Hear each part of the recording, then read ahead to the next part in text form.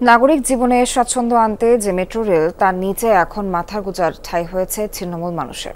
দিনের আলোয় যা কেবলই অসহায় মানুষের আশ্রয়স্থল, রাতের আঁধারে তাই রূপ নেয় অপরাধের আখড়ায়। মাদক সেবন থেকে শুরু করে চুরি, ছিনতাইয়ের মতো ঘটনা এখন নিত্যনৈমিত্তিক।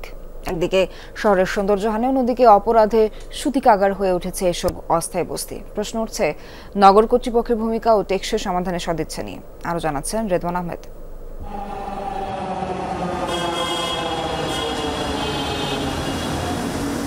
মেট্রো রেল যে অবকাঠামোকে আধুনিক ঢাকার প্রতীক হিসেবে কল্পনা করা হয়েছিল, এর নিচেই গড়ে উঠেছে ছোটখাটো বস্তি।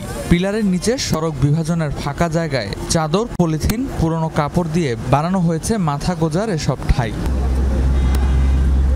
দিনের আলোয় হয়তো তারা অসহায়, কিন্তু রাত গভীর হলেই তাদের অবস্থান ঘিরে জন্ম নেয় আতঙ্ক। মাদকদ্রব্য সেবনের অভিযোগ তো রয়েছেই, নিয়মিত তারা ঘটায় চুরি, ছিনতাইয়ের মতো অপরাধ। ব্রিগেড দিয়ে একজন একটা খুর বের করছে, বের করে আর ওই আমার সাথে যে ছিল ওরে চরথাবর দিছে, দিয়ে পকেটে টাকা ছিল, টাকা নিয়ে নিছে। ফোন নিয়ে গেছে, আবার মানি ব্যাগে ছিল যে কয় টাকা যেন, কত 2000 না যেন 1800 এরকম সব নিয়ে গেছে, খালি মানি ব্যাগ দিয়ে গেছে। যাত্রা সুযোগ করে সবারটা নিয়ে চলে যায় ডেন্ডি কররা। আবার ডেন্ডি করে পুলিশরা কিছু বলে না। আবার ভালো মানুষের জায়গা নেই স্যার, ভালো মানুষের কোনো জায়গা নেই, নষ্ট মানুষেরগুলো জায়গা আছে। কি জন্য? পুলিশরা যারা আছে, অন্য অন্য যারা আছে ওদের থেকে ভাগ পাবে, অর্ধেক অর্ধেক দিয়ে যাবে, অর্ধেক নিয়ে যাবে। প্রশাসনের পক্ষ থেকে উচ্ছেদ অভিযান চালানো হলেও দিন কয়েক পরই মানুষগুলো ফিরে আসে পুরনো ডেরায়। চারিদিকে পলিথিন মোড়ানো, উপরে টাঙানো কম্বল এবং নিচে বিছানো আছে পাটি। এমন অস্থায়ী ঘরে থাকতে পারবেন কমপক্ষে 2 থেকে 3 জন। এই অস্থায়ী ঘরগুলোর দেখা মিলবে ঢাকা বিশ্ববিদ্যালয়ের ঠিক মেট্রোর নিচেই। শুধু ঢাকা বিশ্ববিদ্যালয় এলাকায় না, এমন ছিন্নমূল ঘরগুলোর দেখা মিলবে ঢাকা শহরের বিভিন্ন গুরুত্বপূর্ণ পয়েন্টেও, যার ফলে নষ্ট হচ্ছে তিলোত্তমা ঢাকার সৌন্দর্য। অন্যদিকে নগরবাসীর নিরাপত্তা ঝুঁকি বেড়েই চলেছে। রাজধানীর বস্তিগুলোয় আশ্রিতরা বঞ্চিত শিকার, নাকি অপরাধের পেছনে বড় চালিকা শক্তি, সেই প্রশ্নই বারবার সামনে আসছে।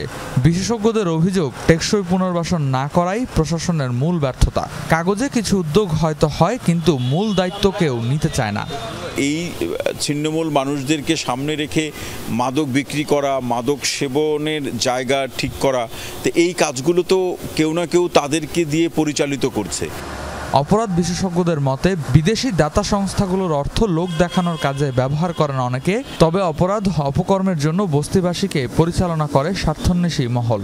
যারা নিয়েছে এই প্রজেক্টগুলো তাদের নিজেদের পকেট ভারী করার জন্য এই ধরনের উদ্যোগগুলো নিয়েছে।